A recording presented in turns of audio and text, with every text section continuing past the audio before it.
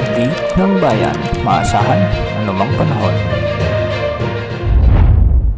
Magandang araw po sa ating lahat. Narito ng pinakuling update sa magiging lagay ng ating panahon at sa patuloy nating minomonitor na bagyong Verbena. Patuloy na lumalakas ang bagyong Verbena at ngayon ay isa ng severe tropical storm category.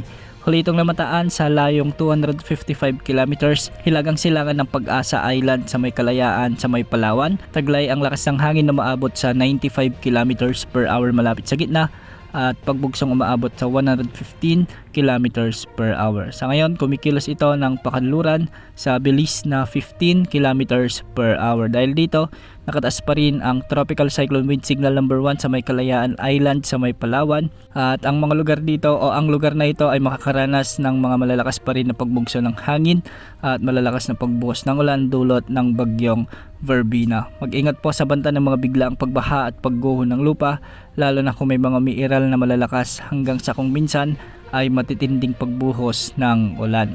Samantala, dahil naman sa trough ng bagyong Verbena, asahan din ang maulap na papawirin na may mga kalat-kalat na pagulan at thunderstorms sa nalalabing bahagi ng Palawan. Mag-ingat din po sa banta ng mga flash floods at landslides, lalo na kung may mga umiiral na katamtaman at minsan ay malalakas na pag-ulan. Samantala, makikita naman natin sa ating satellite animations na may mga kaulapan ngayon sa malaking bahagi ng Luzon at isa sa mga weather systems na nakakaapekto rito ang shear line o yung banggaan ng malamig at mainit na hangin na kung saan magdadala ito ng maulap na kalangitan at mga kalat-kalat na pagulan at isolated thunderstorms sa may Cordillera Administrative Region sa may Cagayan, Isabela, Quirino, Nueva Vizcaya, Nueva Ecija at Aurora. Ang mga lugar na ito ay makakaranas ng mga katamtaman hanggang sa minsan ay malalakas na pag-ulan na posibleng magdulot ng mga biglaang pagbaha at pagguho ng lupa. Samantala, asahan naman ang maulap na kalangitan na may mga kasamang pag-ulan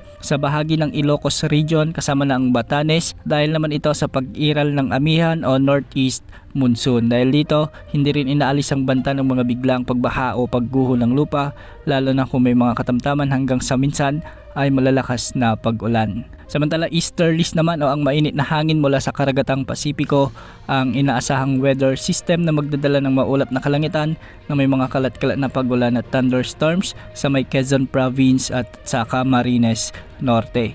Posible pa rin ang banta ng mga biglaang pagbaha o pagguho ng lupa, lalo na kung may mga katamtaman at minsan ay malalakas na pag-ulan. Sa Metro Manila at nalalabing bahagi naman ng ating bansa, localized thunderstorms naman ang weather system na magdadala ng bahagyang maulap hanggang sa maulap na kalangitan na may mga isolated rain showers and thunderstorms. Sa mga susunod na oras ay posibleng makalabas na sa ating area of responsibility ang bagyong Verbena, ngunit inaasahan pa rin ang patuloy na paglakas nito at posibleng umabot ito hanggang typhoon category. Ngunit dahil sa pagbangga nito sa surge ng northeast monsoon habang papalayo sa ating kapuluan ay unti-unti rin itong hihina hanggang sa maging remnant low na lamang ito.